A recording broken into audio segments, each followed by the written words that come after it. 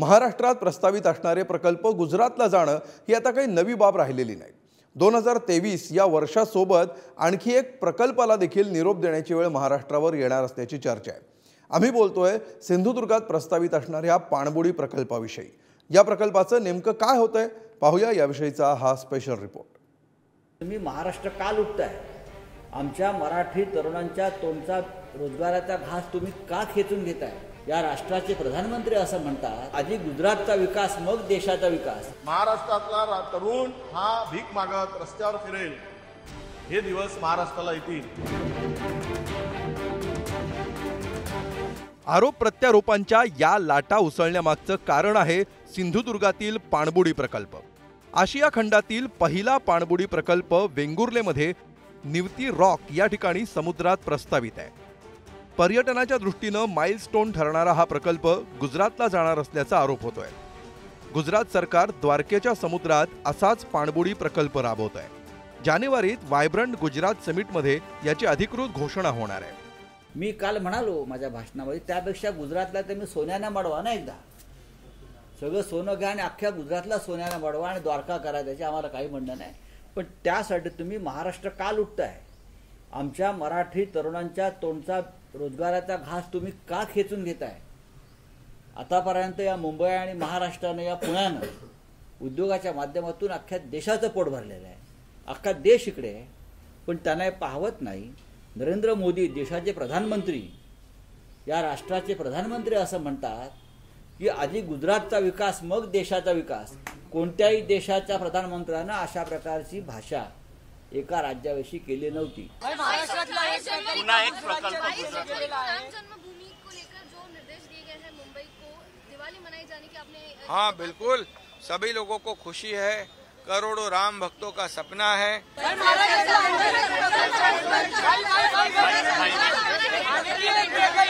देखो देखो एक मिनट पहले कुछ लोग कहते थे मंदिर वही बनाएंगे, तारीख नहीं बताएंगे। त्यांना खरं म्हणजे हा अयोध्या राम मंदिर उद्घाटन हा राजकीय इव्हेंट होऊ शकत नाही। कोकणात सर्वात जास्त कोरल्स, रंगीबेरंगी मासे आणि समुद्राच्या आतील अंतरंग दिसणारं अनोखं विश्व हे फक्त वेंगुर्ल्यातील निवती रॉक या ठिकाणी असल्याचं सर्वेक्षणातून समोर आलंय। त्याच पार्श्वभूमीवर वेंगुर्लेमधील निवती दीपगृहाजवळ पाणबुडी प्रकल्प 2017 साली प्रस्तावित करण्यात आला। केंद्र सरकारच्या सागरमाला योजनेअंतर्गत या प्रकल्पाला मंजुरी मिळाली होती। मात्र राजकीय आणि प्रशासकीय अनास्थेमुळे हा प्रकल्प अद्यापही रखडलेलाच आहे। 2017 मध्ये सिंधुदुर्गात पहिल्या पाणबुडी प्रकल्पाची घोषणा झाली। निवती रॉक्स जवळील समुद्रामध्ये हा पाणबुडी प्रकल्प प्रस्तावित आहे। पाणबुडीतून पर्यटकांना खोल समुद्राच्या पाण्यातील अंतरंग अनुभवता येणार आहे। कोकणातील राजकीय अनास्थेमुळे हा प्रकल्प अद्यापही रखडलेला आहे। पाणबुडी प्रकल्पामुळे पर्यटन क्षेत्रात जिल्ह्याचं नाव देशपातळीवर गेलं असतं। या प्रकल्पामुळे 5000 प्रत्यक्ष आणि अप्रत्यक्ष रोजगार निर्मिती होणार आहे। वर्षाला 100 ते 150 कोटींची उलाढाल होणार होती। सिंधुदुर्गात होणारा प्रकल्प गुजरातच्या द्वारकामध्ये होणार असल्याची सध्या चर्चा आहे। 3 मंत्री या राज्य सरकारमध्ये आहेत, एक केंद्रीय मंत्री केंद्र सरकारमध्ये आहे। असं असताना हा प्रकल्प नेणं म्हणजे महाराष्ट्राशी गद्दारी केल्यासारखं आहे। त्यामुळे हा प्रकल्प सिंधुदुर्ग जिल्ह्यातच आणि महाराष्ट्रातच झाला पाहिजे, यासाठी शिवसेनेच्या वतीने तीव्र असं आंदोलन करण्यात येईल। परंतु आज जे सरकार आहे ते मात्र गुजरात आणि केंद्र सरकारच्या मोदी आणि शहांच्या ताटाखालची मांजरं आहेत, हे लोकप्रतिनिधी आहेत, हे मात्र निश्चित या ठिकाणी झालेलं आहे। कोकणात आणि सिंधुदुर्गात येणारा पाणबुडी प्रकल्प हा कुठेही गुजरातला जात नाहीये। पण जसा पाणबुडीचा प्रकल्प कोकणात महाराष्ट्रात आहे तसा एक प्रकल्प गुजरातनी करण्याचा निर्णय घेतलेला आहे। गुजरात सारखंच केरळमध्ये पण अशा पद्धतीचा पाणबुडीचा प्रकल्प येतोय, म्हणून कोणीही आपला प्रकल्प पळवला नाही। वास्तविक गुंतवणुकीसाठी सगळ्याच राज्यांमध्ये स्पर्धा असते, पण महाराष्ट्र आणि गुजरात यांच्या स्पर्धेला राजकीय फोडणी आहे। परदेशी गुंतवणुकीचं अग्रेसर डेस्टिनेशन अशी महाराष्ट्राची खरी ओळख। मग असं असूनही महाराष्ट्रापेक्षा गुजरातला झुकतं माप दिलं जातंय का, असा सवाल उपस्थित होतोय। महाराष्ट्रातले कुठले प्रकल्प गुजरातला गेले पहा.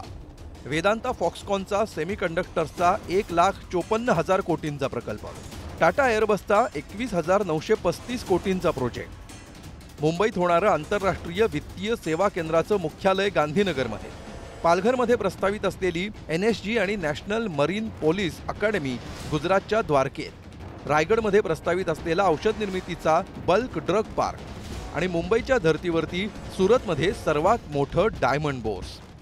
महाराष्ट्रातील राज्यकर्त्यांना चुल्लूभर पाणी में डूब मरना अशी जे म्हणा ना, चुल्लूभर पाणी में डूब मरो, जे उद्योग आहेत ते सर्व उद्योग आता झपाट्यानं पळवण्याचं काम चाललं आहे, बाहेर नेण्याचं काम चाललेलं आहे आणि काही जबरदस्तीनं घेण्याचं काम चाललेलं आहे आणि समृद्ध गुजरात करून अख्खा देश खिळखिळा करणं, उद्ध्वस्त करणं हे राजरोसपणे सुरू आहे. महाराष्ट्रातला तरुण हा भीक मागत रस्त्यावर फिरेल हे दिवस महाराष्ट्राला येतील.